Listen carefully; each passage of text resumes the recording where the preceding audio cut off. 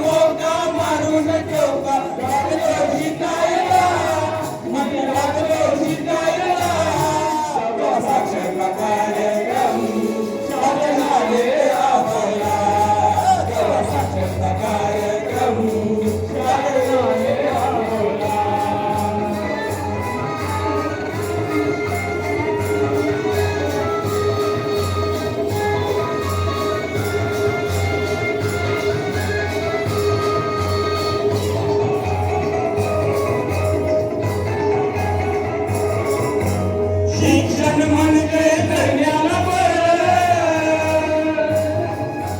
राहू नये रे कोणी दुबळ.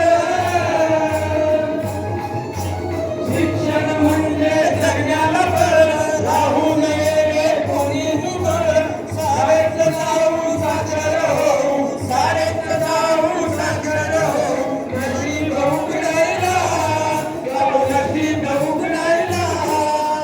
साक्षरता कार्यक्रम शासनाने राबवला, साक्षरता कार्यक्रम अधिकाऱ्याने राबवला, साक्षरता कार्यक्रम राबवला, साक्षरता कार्यक्रम शासनाने राबवला.